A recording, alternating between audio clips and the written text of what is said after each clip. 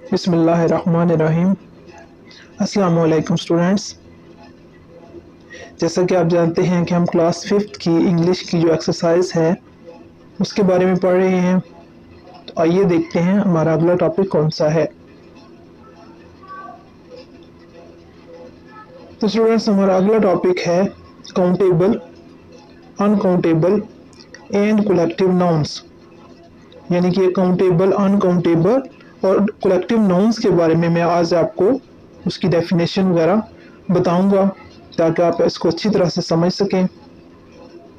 तो सबसे पहले हमारे पास आता है countable nouns are nouns which can be counted, they have plural forms.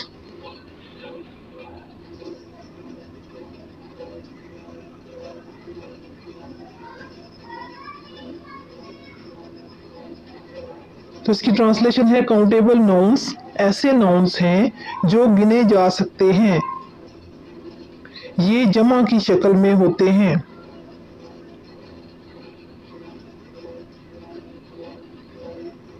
आगे है uncountable nouns are nouns which can not be counted, they don't have plural forms, for example rain, weather, pen. तो इसकी translation देखते हैं। Uncountable nouns ऐसे nouns हैं जो कि गिने नहीं जा सकते, ये जमा की शक्ल में नहीं होते। मिसाल के तौर पर बारिश, मौसम, दर्द या तकलीफ।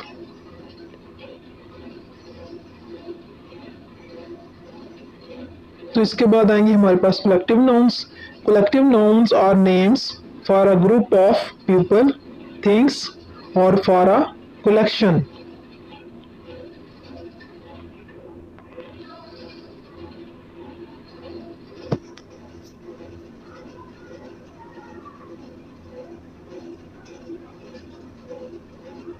तो ये स्टूडेंट्स देखते हैं इसकी ट्रांसलेशन।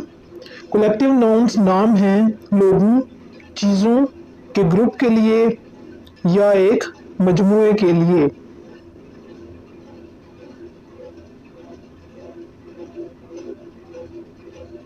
आई होप स्टूडेंट्स आपको इनकी डेफिनेशंस, इनकी ट्रांसलेशंस इनको समझ में आ गया होगा। तो अगर आप मेरा नेक्स्ट लेसन देखना चाहते हैं, अभी हम एक्सरसाइज को जारी रखेंगे, तो नेक्स्ट लेसन देखने के लिए आप मेरा चैनल सब्सक्राइब कीजिए, लाइक कीजिए और मेरे नेक्स्ट लेसन का वेट कीजिए। Thank you.